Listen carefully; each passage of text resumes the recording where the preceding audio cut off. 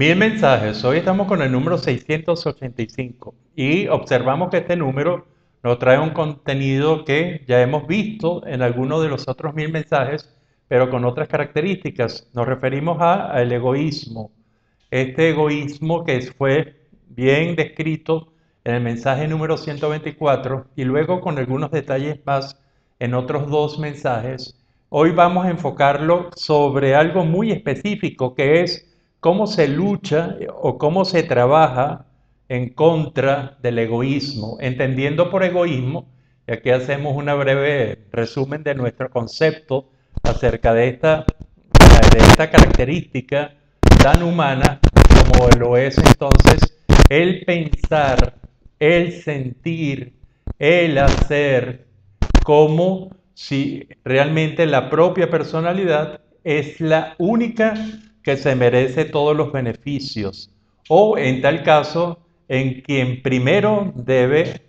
tener todos los beneficios por ser quien se es. Y esto, por supuesto, esto es aceptable en la niñez, mientras la gente va reforzando, va conociendo, va reforzando el valor de su personalidad, pero a partir de unas determinadas edades, donde pasa inclusive, ya se supera o se debe superar la fase egoísta de la personalidad, muy típica de los primeros años de vida, ya debe ser una persona que no sea egoísta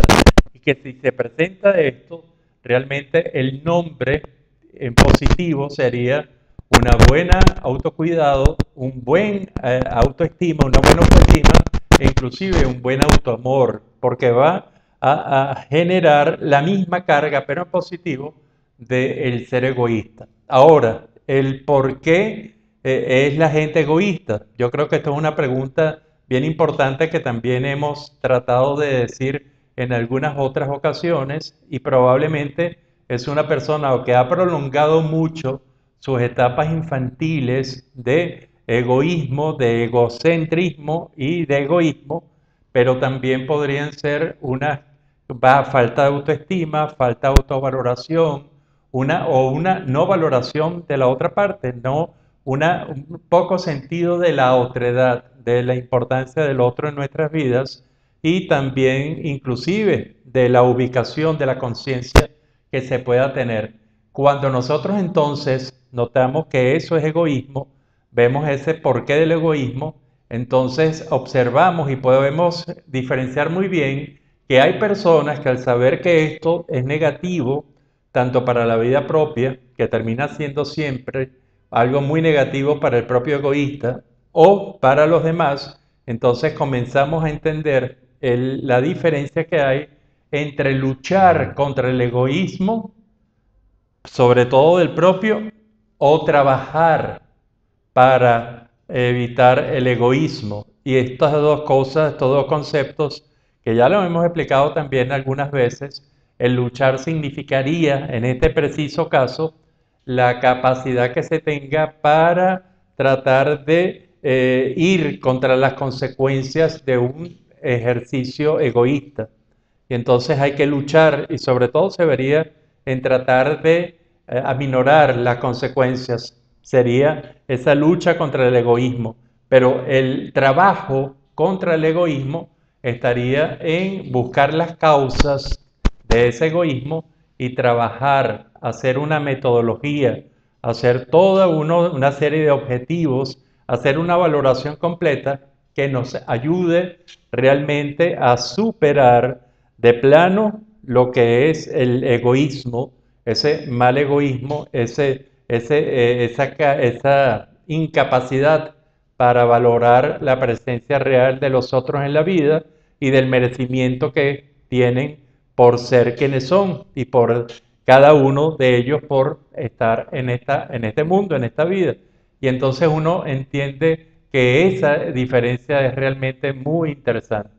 Cuando nosotros luchamos contra el egoísmo, entonces muchas veces, y lo hacemos en cualquier papel, en cualquier rol importante en que se tenga poder, uno trata de aminorar las consecuencias de un ejercicio del egoísmo, tanto del de uno como del egoísmo de los demás. Y entonces aquí se lucha y realmente no tiene mayor sentido. ¿Por qué? Porque una vez que uno cese la lucha, ese mecanismo para luchar contra las consecuencias negativas del egoísmo comienza a aparecer otra vez, porque no se ha tratado de raíz. ¿Por qué? Porque no se ha trabajado contra el egoísmo. Y entonces trabajar para el egoísmo es mucho más completo y es toda una serie de actividades que nosotros que tenemos que hacer para que ese egoísmo no se normal en los seres humanos por ciertas edades, en las edades más tempranas de la vida, en donde para ese reforzamiento de la propia personalidad y de las tenencias que tiene, y lo primero entonces que decimos es mío, es realmente para superar esa etapa, entonces hay montones de elementos que serían tan individuales como casos de egoísmo puedan existir y puedan darse a lo largo de nuestra vida. Entonces el trabajo para el egoísmo realmente tiene un concepto muy importante y es trabajar un concepto que se lo robamos a los poetas. La palabra es muy hermosa, es la palabra otredad, que viene a significar algo así como la importancia que tiene el otro en la propia vida. Y cuando nos damos cuenta de la palabra otredad, entonces se supera realmente las conductas, o por lo menos la actitud completa de pensamiento, emoción y conducta de las tendencias egoístas que podemos tener en algún momento. Entonces, si pudiéramos precisar hacia dónde va un trabajo para un buen sentido de la otredad, por supuesto, fundamental para nosotros tener el concepto en la mente, tener ese concepto de todo lo contrario a lo que significa ser egoísta, probablemente significa ser altruista, pero que para ser altruista realmente se tiene que recurrir a ese concepto que a lo mejor de ustedes muy pocos conocen, que es el concepto de la otredad, la importancia real que tiene la otra persona, la otra parte en mi propia vida. Y creo que al confrontarlo con la mismidad, de ese equilibrio entre otredad y mismidad, surge una parte muy interesante de convivencia, porque la convivencia nunca se puede fundamentar en el egoísmo individual, sino en la serie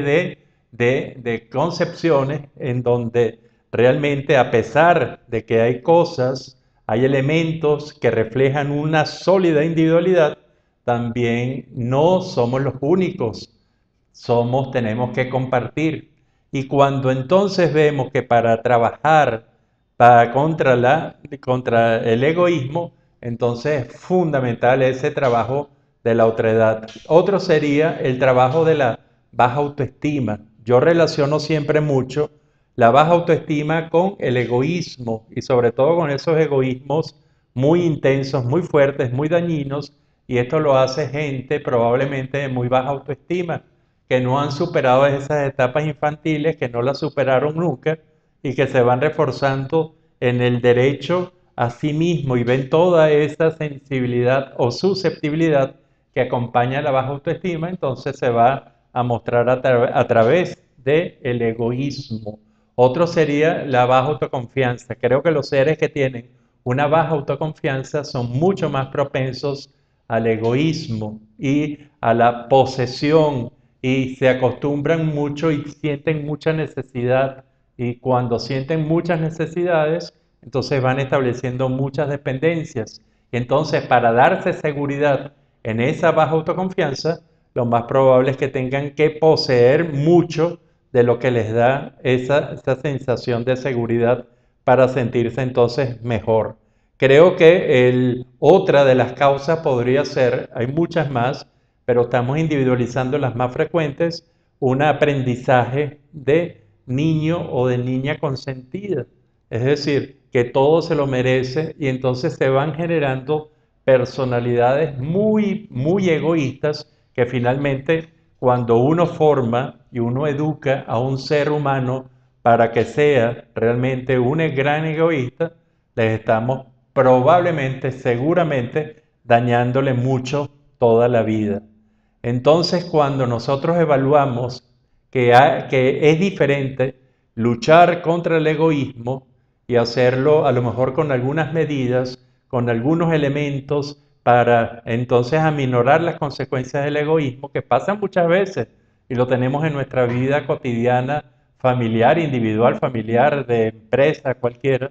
pero que lo que debemos hacer realmente es trabajar contra el egoísmo. Y eso es unos buenos valores, un buen conocimiento del otro, la presencia real de la otra parte en nuestras vidas, de sentir qué importante es el mundo de la convivencia, el mundo de los elementos, por ejemplo, a través de la meritocracia, no por ello olvidar a los que no cumplen méritos, sino hacer toda una especie de programa muy, muy importante de convivencia, de saber qué es la autoestima, de saber qué es la autoconfianza y sobre todo de no generar y no crear niños consentidos, niños que por el solo hecho de serlo se lo merecen todo, porque cuando crecen entonces vienen grandes conflictos. Este es el número 685. Yo los dejo con un hermoso cuadro de gran formato, hermosísimo, de un pintor venezolano extraordinario como es Villavicencio. Usted lo puede ver en el Patio Latinoamericano del Arte. Esto queda en la Avenida Los Mangos, Urbanización La Florida, en Caracas. Cuando los Mangos se cruzan con la segunda transversal, ahí a la derecha, subiendo hacia la Cota 1000, hacia el Cerro del Ávila, usted se va a encontrar una esquina blanca. Ese es el Patio Latinoamericano del Arte, y ahí va a encontrar maravillosas obras artísticas de nuestros artistas contemporáneos venezolanos fundamentales. Este es el número 685 y hablamos de luchar o de trabajar en contra del egoísmo. Usted lo hace con el egoísmo propio, usted lo hace con quienes ama, para que todos los días sean menos egoístas y tengan más conciencia de los otros en la vida propia. Será hasta el próximo de los 1000 mensajes.